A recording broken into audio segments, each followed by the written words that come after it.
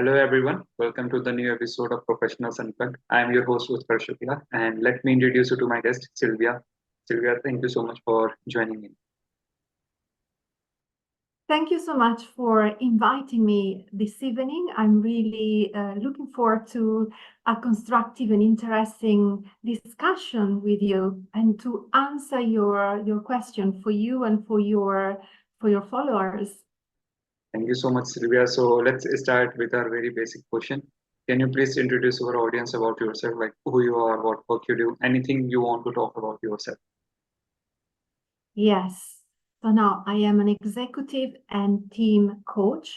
I am Italian. I was born in Italy, but I live in Dubai. So I exercise my profession of executive coach and team coach in this fantastic city, which is very, it's rich and multicultural. And I meet so many different people in their professional journey. And this is something that gives me some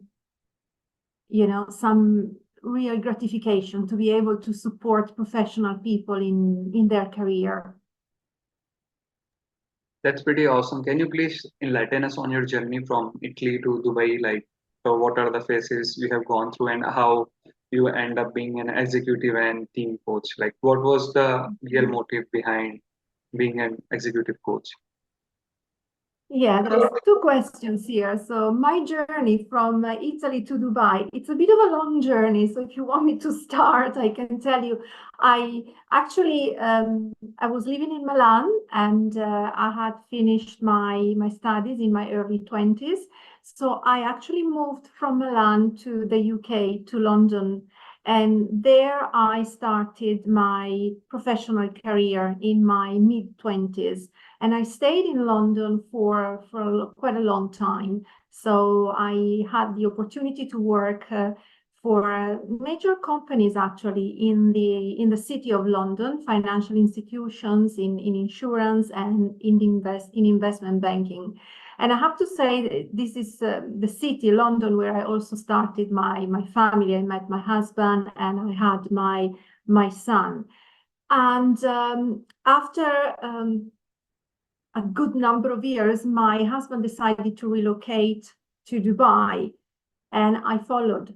So we came to Dubai 12 years ago in 2012, and we're still here. We stayed in this wonderful city. So this is my journey from Italy, London, and Dubai. And of course, when I came to Dubai, my husband had a job. I didn't have a job. So I initially worked and looked for a job and found a job within a large consulting firm, Roland Berger, which is a German international strategy consulting firm. And after 4 years, I decided that I wanted to really do something I was passionate about, was coaching and coaching people within organization. I have to say that since I was in my early 20s, I read eagerly many books that were related to personal development. So when I was in London and I started my work, I used to go to libraries or to bookshops almost every weekend, and I used to take 2 or 3 hours to sit at the cafe of the bookshop, big, large bookshops, Borders, Waterstones. They have amazing cafes. So I used to go to the session, business, personal, professional development, psychology, pick up books and read them. And then also buying, I used to come home with 3 or 4 books to read. And actually, now you see the background. It's a really nice background with a window and a plant. But the real background behind me is my bookshelves. And if I can, I could even pick up some of the book I bought there and then to show you. One was The 7 Habits of Highly Effective People. So this said, I was really passionate about understanding how one can develop as the best person, personally and professionally. And I observed a lot as well. I observed a lot in my job how people behaved, how decisions were made by my bosses, by the leaders of the organization I worked with. And I became very interested in strategic decisions and also interpersonal relations within the workplace, within the organization, and outside with your clients, but also your stakeholders. What brings this relation to a successful closure, to collaboration. So eventually, once I decided to not work any longer in the corporate world, I took my development as a future coach very seriously. So I began in 2017 with 2 courses. I trained as an NLP practitioner, and I also attended the Neuro Leadership Institute and trained as a result certified coach with the ICF. So this was my very first step. From there, I began coaching. I began slowly to enter into the field of coaching. And after about 2 years, I decided to take my coaching education to the next level. And from there, I chose to study at Ashridge Holt Business School in the UK. And I did completed my postgraduate certificate in team coaching, postgraduate diploma in executive coaching, and finally, at the beginning of this year, I completed my master degree in executive coaching. So here I am. That's a pretty amazing experience that you have shared with us. I mean, you have gone through a whole phase from doing different things, then making yourself aware of coaching and psychology by reading books, then doing the degree on the same. So it's one heck of a journey that you have followed till now. So any particular thing that you have found out these days while coaching people? What is that one common problem that people are facing nowadays? People want to know what makes them better. What is the best version of themselves, personally and professionally? So they always have questions. People are often curious about, is this it? Am I giving my 100%? Or is there anything that I still need to know and practice that makes me even more successful? Now, successful is a word that sometimes I like and I don't like, because we have to be careful in defining success. But I would say that the people I encounter and I coach are people that are really focused in bringing the best version of themselves. And so they are really hungry for new information. They're curious about experimenting and bringing in new habits in their lives. Yeah, I totally agree with you. Nowadays, people are more driven towards improving themselves in order to attain success, or as you mentioned, success can't be directly said. Sometimes it's good, sometimes it is bad to say these things, right? So I totally agree with you on this point. So, any particular advice you like to give to the young generation that is now more driving themselves towards success, or any one thought you like to share with us? My advice to the young generation is really one to start with. Go for what you're really passionate about and what you think you're doing well. Because this is something that will bring drive in your life, motivation, and joy as well for the results that you have. Rather than doing something, choosing a profession, choosing maybe a career path that other people want for you, or you may think that is the most sensible, appropriate career path because maybe it brings more money, it helps you to raise your kids. I think the key of really being fulfilled is understanding what is our call.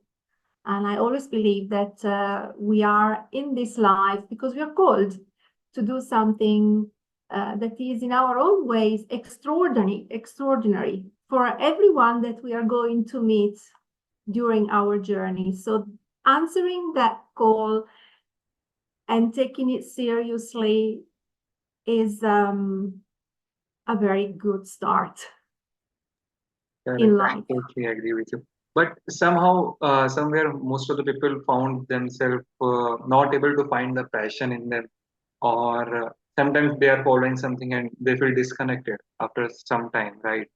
I think as a coach, you might get this question a lot of time, like I'm not able to find my passion, or I'm not able to find the purpose of my life, right? So, what's your thought on the same, or what do you want to say to those people who are thinking like this, like I am Hmm. unable to find the purpose in my life? That's a very good question. And people have that often. They find themselves in these situations at maybe some stages in their life, not always. And what I find is that in the life of these people, there's a lot of noise, and there are a lot of forces that influence them. So when they are in a situation in which they are influenced too much by what other people say, by what their peers are doing, and they stop listening to their intuition, to their voice, they stop looking at what is the right thing to do for themselves, or they take shortcuts. Oh, someone told me that I should study this and I should do that course because then it's easy to enter in that field I want to enter, and then eventually they find that this is not true. I think what is important is that they go back again to themselves and become self-aware. Where am I at? What is it that I enjoy doing? What are the interactions that bring me, that gratify me? And which are the areas I don't want to be into, I don't want to work into? Which are the people I perhaps don't connect with? Because let's be fair and real. Sometimes we get on fantastically well with some people, we really gel together, collaborate, and with other people we don't. So this is a little bit a due diligence on your life, what works, what doesn't work, and really reduce the noise around you, what other people say, and the influence that they exercise on you. And that's a very valid point. I mean, the noise and the surroundings that we surround us with plays a key role, like you have mentioned, our friends, our culture, or the things that we surround us with might sometimes overtake what we are thinking or what our inner self is trying to do, right? So it's pretty valid thing. Like sometimes we need to isolate ourselves from the outer noise in order to know what we are here for, or in order to know what our passion is, right? Sometimes hearing too much of Yes. noise around us just messes up with our head or our brain, and it results in kind of a frustration, or it results in kind of a saying things like I don't know my purpose, because you are not trying to hear it, right? Yes, I agree, 100%. So let's jump to our final question. Any dream that you have right now, or any goals you have right now that you would like to share with us? Yes, I have to say there are always goals, especially in the life of a coach, because I do help people achieving their goals as well. So my goal would be to write a book, begin to write books that are in the professional development and self-development field. So what the experience I acquired now with my coaching practice, I would like to share it with people in a book. And as always, I aspire to continue my education because, as I say, we are never only people that work and are professionals in their field. We're also students of life. So although I have a master's degree in executive coaching and different qualifications in this field, I still enjoy developing my knowledge. So there will be further courses that I'll do soon, very soon. So I remain curious. This is my one of the dream, which seems quite basic, but I remain curious in life. I totally agree with you. I think curiosity is something that keeps us alive or keeps us awakened. Like you have mentioned, you have already done a lot of courses, but still there are many more things that you are looking forward to. Even writing a book, but as you have mentioned, you are a student of life. I think that's the major point Yes, that we should never forget that we all are students. yes. And there's always another goal, another dream I have. Again, this is a very simple dreams, but I'd like to share it with you and your audience because it may inspire you. I always pray and dream to be with the people that can support me, and I can support them as well. So to be in a place where there is a spirit of collaboration. And this is something that we often underestimate.